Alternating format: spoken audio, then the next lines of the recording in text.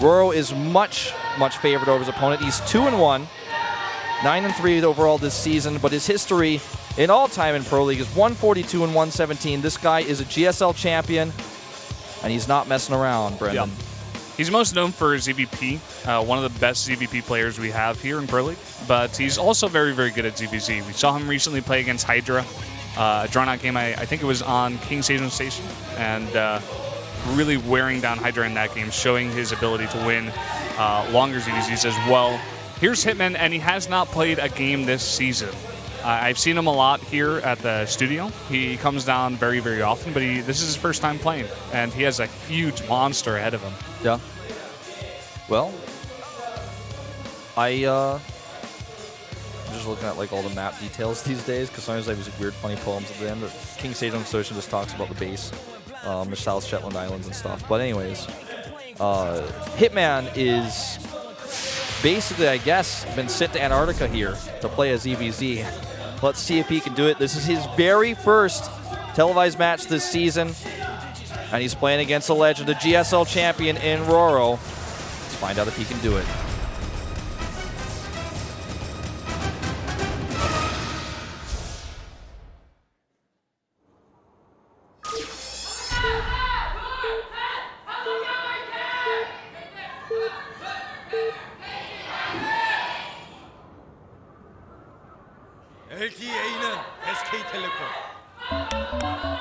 Up here in the top left in the pink for Samsung Galaxy Con, it is RorO. That's him.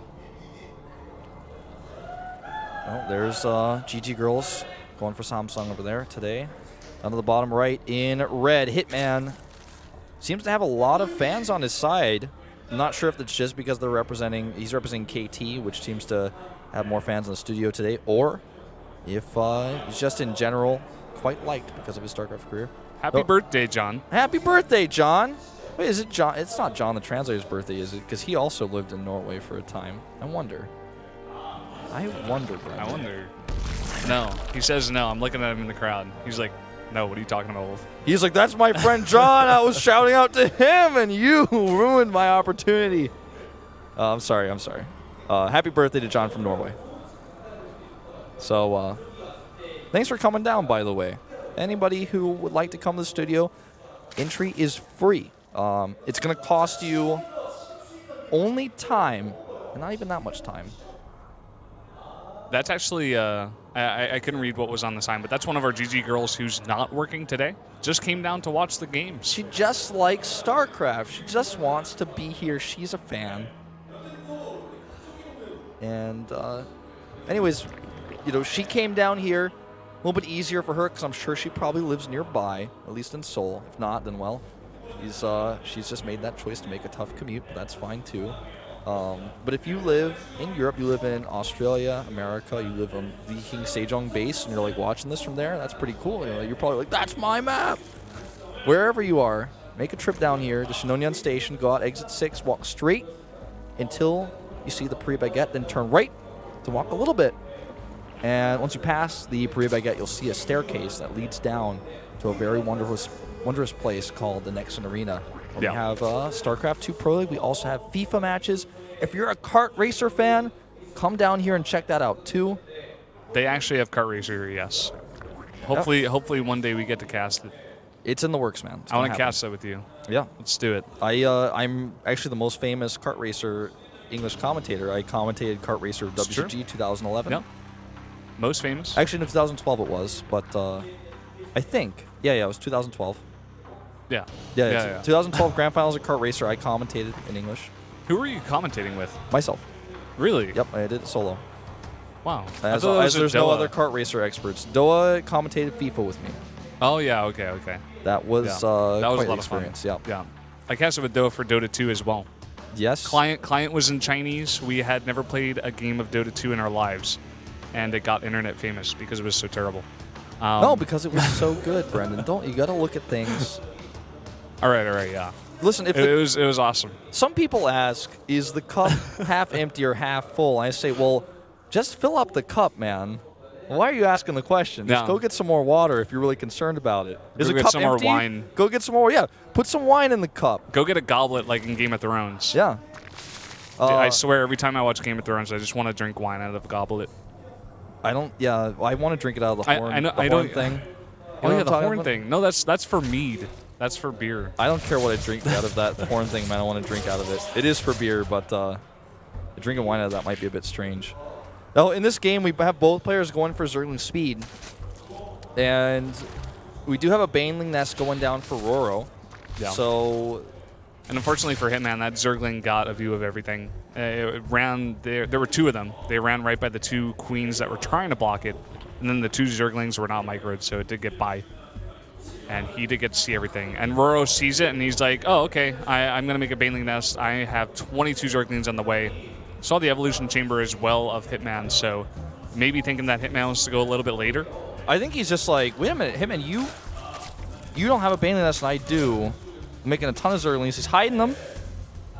And here they come. And these are not just ordinary Zerglings, Brendan. These are RorO Zerglings. Some of the fastest and most well-microed Zerglings next to life. The most well-trained Zerglings in all the land. All right, here we go. 16 more on the way. Just a few Banelings here at the front. That +1 armor is a long way away, hitmaN. Are you the hitmaN, or are you getting hit? Let's find out. 2 Banelings here, so close to that drone line. That got pretty intense. And Brendan, this hatchery is being targeted down. Losing that hatch might be unrecoverable, but he's lost a lot of Zerglings attempting it, and still no kill. And the queen count here is pretty high. Yeah, it's about these queens, but they do get surrounded now by a bunch of these Zerglings, but the Banelings not getting that good of hits. A bunch of them hitting queens and not doing a lot of damage, but RorO has a lot more Zerglings on the way. That last hit was just too much. The last queen is dead. 3 more Banelings in the main. Zerglings surrounding the drones now as well. And when those Banelings are done, Brendan, we are going to see some serious fireworks here. He needs to get his own Banelings out to defend, but possible without a Baneling Nest. And here we go. What's he going to hit? Oh! Oh, man. Now down to 14 drones, and it looks like RorO proving why he's the fan favorite here, the master of Zerg versus Zerg. And, you know, he didn't just win a GSL final, he beat a Zerg player in a GSL final. Defeating Symbol back then, the first Castle player to ever win a GSL. And, well, let's look at the numbers here. 39 drones to 18, lair versus no lair. That +1 armor would have been real nice earlier. Yeah, it was just a little bit too late. RorO hit too early. It seems like hitmaN has more Zerglings here, but RorO has more on the way. He should be able to defend against this. Yeah, he's already got enough out now. He could just make like a couple Banelings as well. So hitmaN's just trying to pressure the front and try to force him to make more Zerglings because he knows he's way behind. The Banelings will take now 2 hits to kill a Zergling, which is assumedly the reason why he got that in the first place, but not going to be too helpful anymore. So RorO now controls the game. He has the faster lair.